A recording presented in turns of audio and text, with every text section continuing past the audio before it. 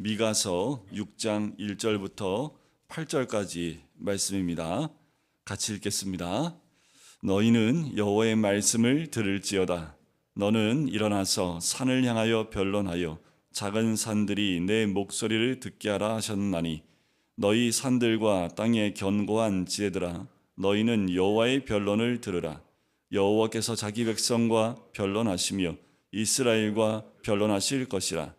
이르시기를 내 백성아 내가 무엇을 내게 행하였으며 무슨 일로 너를 괴롭게 하였느냐. 너는 내게 증언하라. 내가 너를 애굽 땅에서 인도해 내어 종 노릇하는 집에서 속량하였고 모세와 아론과 미리암을 내 앞에 보냈느니라. 내 백성아 너는 모압 왕 발락이 꾀한 것과 부올의 아들 발람이 그에게 대답한 것을 기억하며 시딤에서부터 길갈까지의 일을 기억하라. 그리하면 나 여호와가 공의롭게 행한 일을 알리라 하실 것이니라. 내가 무엇을 가지고 여호와 앞에 나아가며 높으신 하나님께 경배할까? 내가 번제물로 1년 된 송아지를 가지고 그 앞에 나아갈까? 여호와께서 천천의 순양이나 만만의 강물 같은 기름을 기뻐하실까? 내 허물을 위하여 내 맏아들을 내 영혼의 죄로 말미암아 내 몸의 열매를 드릴까?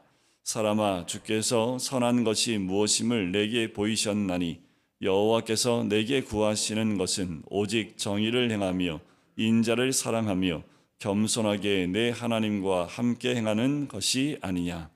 아멘. 여호와께서 우리에게 구하시는 것이 무엇일까? 이 말씀을 통해서 함께 나누고자 합니다. 최근에 미국에서 켄터키에 있는 에즈버리 대학교에서 있었던 부흥의 운동들이 특별하게 다가오는 이유가 있습니다. 특별하게 다가오는 이유는 한 가지인 것 같아요. 여러 가지가 있지만 1970년도에도 그 똑같은 학교에서 똑같은 부흥 운동이 있었습니다.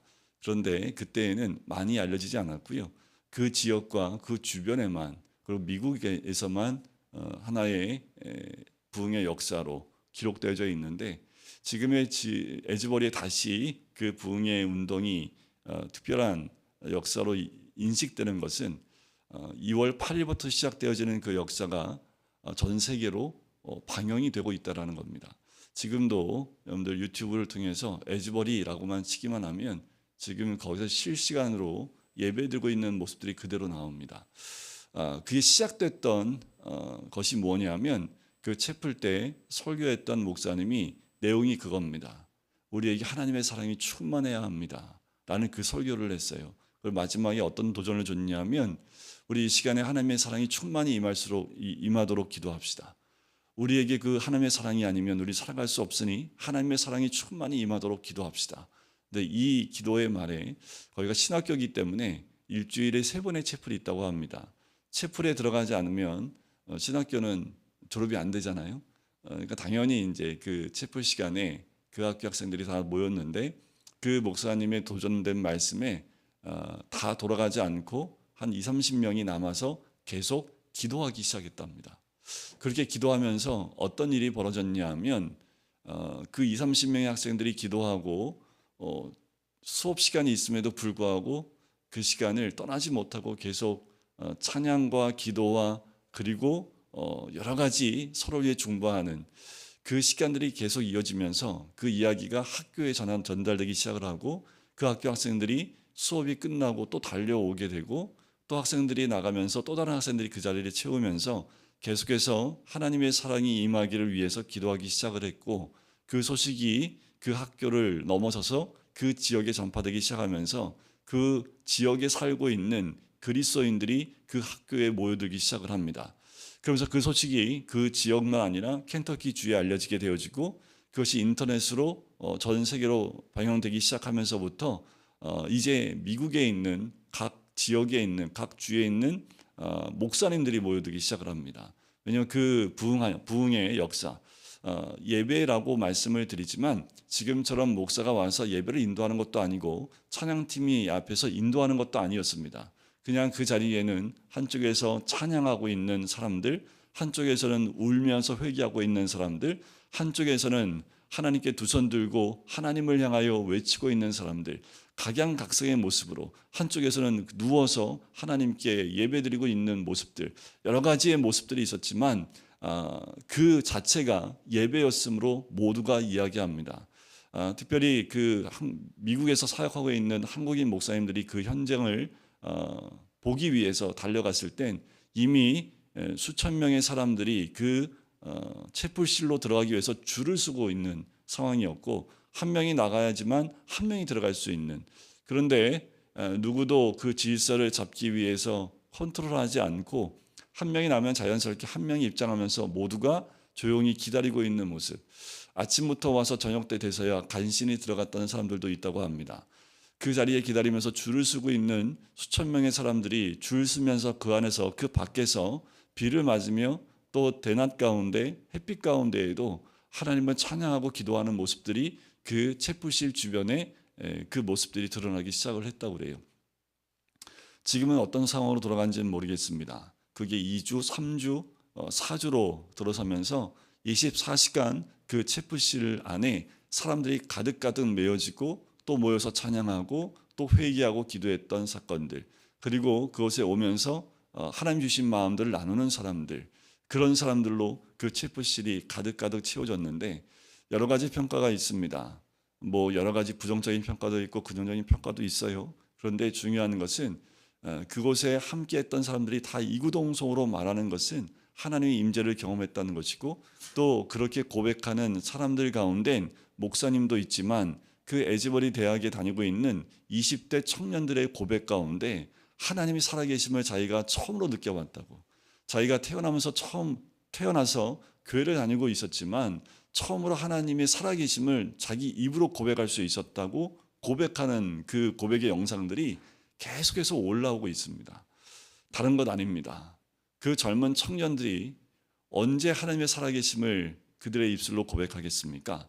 신학교에 다니고 있지만 솔직히 자기는 하나님의 살아계심을 잘 몰랐는데 이번에 그 채플실 안에서 그냥 하나님의 임재를 경험하면서 하나님의 사랑이 충만히 임하는 것을 경험하면서 과연 하나님의 살아계심을 자기가 인정하고 고백할 수밖에 없다라고 그들이 그렇게 얘기를 합니다. 그들이 다 20대입니다. 거의 대부분이 20대 초반의 젊은 학생들입니다. 그들의 입술을 벌려서 고백하는 것은 다른 특별한 상황이 아닙니다. 그냥 그 자리에 들어가면 그냥 기도가 나오고, 그 자리에 들어가면 하나님의 임재 가운데 회개하는 사람들이 나오기 시작을 하고, 그곳에서 1시간, 2시간, 3시간, 4시간 동안 있으면서 하나님을 끝없이 찬양하는데 지치지 않고 하나님만 바라보고 하나님만 구하는 그 장소가 되었다라는 거지요. 그곳을 달려가고 싶어하는 많은 사람들이 비행기를 타고 그곳으로 달려가서 그곳의 현장을 목도하고 또 보고 또 확인하고 돌아가는 수없이 많은 사람들. 한 목사님은 털이 많으신 목사님이신데 토요일 날인 것 같아요. 그래서 막 울면서 자기 개인 촬영을 하시면서 돌아가시면서, 미국 분인데 막 얘기하시면서 뭐라고 얘기하냐면, 돌아가기 싫은데 제가 목사 아니면 자기 교회를 안 들어갈 텐데, 그래서 내 목사니까 어쩔 수 없이 지금 돌아가면서 이걸 찍는다고 하면서 그 안에 있는 상황을 쭉 설명하면서 막 우시는 거예요. 그 모습을 보면서 하나님이 계시는 것 확실하고, 그 부흥의 운동들이 이제는 옛날에는 어떤 TV나 어떤 매체가 없이 그냥 그 지역에 미국에만 국한됐던 그 운동들인데, 그것이 잔잔하게 전 세계에 방영이 되고 유튜브로 날려지면서 많은 사람들이 지금 그 대학교에서 있었던 것들을 다시 한번 보게 되고 또 하나님의 살아계심을 경험하게 됐다는 거지요. 여호와께서 구하시는 게 뭘까요? 그 아이들이, 그 20대 청년들이 그 안에서 하나님의 어떤 것을 발견했을까요? 지금도 여호와께서 우리에게 구하시는 건 다른 거 없습니다. 예배입니다. 그 예배는 격식이 있는 예배, 이런 예배도 필요하겠지요. 그리고 격식을 따라서 하나님께 우리가 말씀 가운데 찬양 가운데 있는 것도 필요합니다. 그렇게 시작된 예배였지만 그 이후에 드려진 예배는 각자의 예배였습니다. 그 채플실 안에서 하나님의 임재에 따라 각자가 드리는 예배였는데, 질서가 없는 것 같은데 그 채플실 안을 딱 비치고 방향하고 있는 그 영상을 보면 질서 없는 것 같은데 질서가 있는 그 모습을 발견하게 됩니다. 무질서한 것 같은데 그 안에 질서가 있는 것 같은 느낌이 들 정도로 너무 무질서한 모습들이 아닌 그 느낌이 확 다가와요. 그래요. 예배는 우리의 삶 가운데 드리는 예배입니다. 그것을 긍정적으로 보지 못하는 분들은 거기를 떠나면 일상으로 삶에 들어가서 그 역사가 연결되지 못하는 것에 대해서 안타까워하는 분들이 있는데 그건 두 번째 문제입니다. 우리가 그 안에서 또 개인적인 예배를 드렸던 사람들이 또 각자의 삶에 들어가 개인적 예배를 드리지 않겠습니까? 오늘 본문에 보면 이스라엘 백성들이 이렇게 얘기를 해요. 6절에 보면 내가 무엇을 가지고 여호와 앞에 나아가며 무엇을 우리가 가지고 여호와 앞에 나갈 수 있습니까? 하나님께 경배할까? 내가 번제물로 일련된 송아지를 가지고 그 앞에 나아갈까? 그래요. 일련된 송아지를 가지고 예배로 나가야 되지요. 이때 당시에 유대인들이 하나님을 찾았던 이유이기도 합니다. 더 나아가서 천천의 순양이나 만만의 강물 같은 기름을 하나님이 기뻐하실까 하면서 그들의 형식적인 예배 가운데 국한되어 있는 내 허물을 위해서 맏아들을 내 영혼의 죄로 말미암아 내 몸에 열매를 드릴까까지 얘기를 합니다. 이들은 여호와 하나님이 구하시는 것이 무엇인지 모르고 있다라는 거예요. 이들이 죄 가운데 있기 때문에 정말 하나님이 원하시는 것이 무엇인지 모르고 있다라는 거예요. 그래서 1절부터 5절까지의 말씀이 무엇입니까? 변론하자라는 거예요. 좀 얘기 좀 해보자. 좀 나와봐라. 야, 변론하는데 너 증인서, 너 여기 산, 그리고 구름, 여기에 있는 지형지물들 니네가 변론의 증인이 되라 하면서 하나님이 산과 견고한 지대들을 보고 너희들이 증인되라고 세우십니다. 그리고 이스라엘 백성과 함께 변론을 하세요. 변론한 내용이 무엇입니까? 애굽 땅에서부터 지금까지 인도할 때 내가 어떻게 인도했는지 너희가 다 알지 않느냐라는 거지요. 홍해를 가르고 건너왔고 그리고 중간중간에 모압 왕 발락과 꾀한 것과 볼의 알람이 했던 것을 기억하고 시딤에서 요단강을 건너 길갈까지 들어왔던 가나안 땅에 들어왔던 그 모든 것을 너희가 기억하지 않냐? 내가 너희를 어떻게 인도했는지 너희가 모르느냐? 그런데 너희가 말하는 것은 숫송아지를 드리고 천천만만 강물 같은 기름을 드려야 된다고 말하는데 내가 원하는 것이 과연 그것이냐라는 거예요. 그러면서 8절에 그 말씀하시는 거지요. 사람아, 주께서 선한 것이 무엇임을 내게 보이셨나니 여호와께서 내게 구하시는 것은 오직 이거다라고 말씀하시는 거예요. 주님이 이스라엘 백성에게 원하는 것이 무엇이냐? 이스라엘 백성에게 제사가 없었습니까? 매일 제사가 있었고 또 그들이 지켰던 절기가 있었습니다. 절기만 되면 예루살렘으로 모였고 성전으로 모였던 백성들이 유대인입니다. 그들이 늘 주님 앞에 나올 땐 제물 없이 나오지 않았습니다. 늘 그 제물과 많은 것들을 향해서 주님께 바쳤지만 주님이 원하시는 것이 정말 뭔지 몰랐던 거지요. 여호와께서 구하시는 게 뭐예요? 오직 정의를 행하며 옳은 행실입니다. 그들이 하나님께 나오지만 그들의 삶 가운데 그 9절부터 16절까지 나오는 게 그거예요. 악인의 집에 아직도 불의의 재물이 있어요. 그리고 부정한 저울이 있습니다. 부자들은 강포합니다. 이 모든 것들, 아무리 제사를 지내지만 옳은 일 가운데 있지 못한 그 유대인들, 정치하는 사람들부터 시작해서 또 선지자라고 하는 사람들부터 시작해서 제사장들까지 완전히 자신들의 욕심만을 채우는 그 모습들에 대해서 하나님이 책망하고 계신 거예요. 여호와 하나님이 구하신 것이 무엇이냐? 정의를 행하는 것이라는 거예요.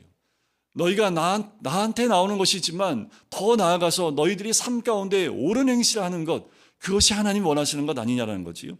더 나아가서 인자를 사랑하는 거지요. 사랑이 충만한 겁니다. 하나님 위해서 부어지는 그 인자가 우리 가운데 임하기를, 이들이 얼마나 참혹했는지 불쌍한 사람들을 다 베껴먹고 그들의 살과 뼈까지 다 먹어버리는 그 악한 일을 행하는 그들의 모습을 보면서 하나님의 충만한 그 인자하심이 너희들 삶 가운데 있어야 되는 것 아니냐라고 얘기하는 거지요. 더 나아가서 겸손하게 내 하나님과 함께 행하는 것이 아니냐라는 거지요. 정말 주님 원하시는 것은 우리 주님과 겸손히 함께 행하는 거지요.